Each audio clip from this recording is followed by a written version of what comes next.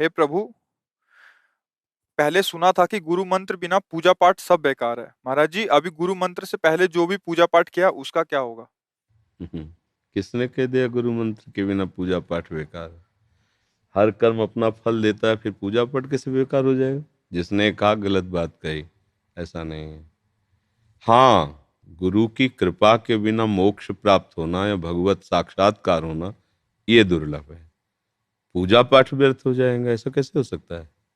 जब यहाँ पाप कर्म करो तो वो फल दे देता है, फिर तो पुण्य कर्म क्यों फल नहीं देगा?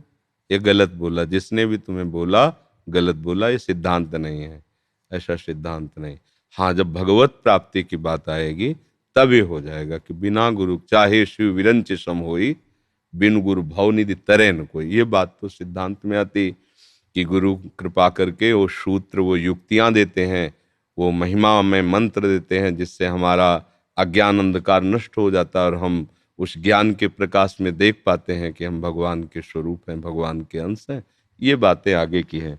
पर पूजा पाठ व्यर्थ हो जाता है, ऐसा है, सब गलत बात है। पहली बात तो सोचना ही नहीं। अच्छा, अब दूसरी बात, जब हम नाम जप करते हैं, पूजा करते हैं, तो भगवान कृपा करके उसका फल ये दे देते हैं कि वो अपना मार्ग देते हैं। जैसे आप वृंदावन आए, संत समागम करे, ठाकुर जी के दर्शन करे, ये आपकी पूजा पाठ का फल है। भगवान ने कृपा करके फल दिया, अब इसका फल आगे और बढ़ेगा। तो कोई चीज ऐसा नहीं है कि वो आपका बेकार चला। जब पाप बेकार नहीं जाते हैं, वो भी हमें भुगताना पड़ता है, तो हमारा पुण्य कैसे चला जाएगा? ये तो बिल्कुल ही बेकार की बात है, समझे? और इसमें रोना क्या है? हमारे पुण्य बेकार हो जाएगा, रोला है? अरे इसमें रोना क्या, समझना है। तुम तो ऐसे रो रहे हो जैसे तुम्हारे कोई छीन लिए गए हो रुपए, पैसे सब छीन लिए गए कि अब क्या करें, अभी तक जितना कमाया वो सब छीन गया। ऐसा नहीं है। बहुत धैर्य पूर्वक, इसीलिए शास्त्र सम्मत वाक्य ही हमारे संशयों को दूर कर सकते हैं। मनमानी बोलना, तो कोई भी गली चलते कुछ भी उपदेश करे थोड़ी माना जाता है। ऐसे नहीं माना जाता। पहले देखा जाता है कि जिससे हम उपदेश सुन रहे हैं उसमें बात है कि नहीं है, आचरण है कि नहीं है, जीवन है कि नहीं है। ऐसे थोड़ी कि बेमतलब की बातें उपदेश कर दे। फिर दंड का अधिकारी होता है, भगवान उसे दंड देते हैं। अगर गलत किसी को गुमराह करे तो भगवान फिर दंड देते हैं उसको, उपदेश देने वाले को। फिर उसकी दुर्गति हो जाती है। चाहे जितना पूजो, बाद में नालियों में ही पड़े मिलोगी तुम्हारी छवियां, तुम भी दोनों। अगर सही उपदेश नहीं दिया, सही आचरण नहीं किया, तो दुर्गति हो जाएगी। क्योंकि ईश्वर है एक, सबके ऊपर है, सबको देख रहा है, हर समय देख रहा है।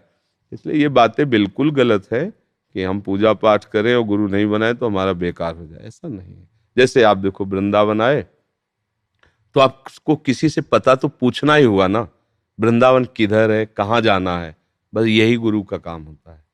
भगवान कैसे मिलेंगे, क्या करें हम, वो गुरु आपको मार्ग बता देते हैं। वैसे ही चलो, भगवान मिल गए। मिले तो आपकी ही करनी से, मिले तो आपके ही भजन से, पर गुरु ने युक्ति बता दी, भजन बता दिया, मार्ग बता दिया। तो ये सब बहुत सुनना भी चाहिए, बहुत सोच समझ के। नहीं तो जैसे भोले भाले हैं, सुना वो परेशान हो रहे कि हमारा जो 10-20 रुपया की अगरबत्ती लगाई, 2-4 रुपया का लड्डू को भोग लो, सब बेकार चला गया, ऐसा मन में आता है। ऐसा बेकार नहीं गया।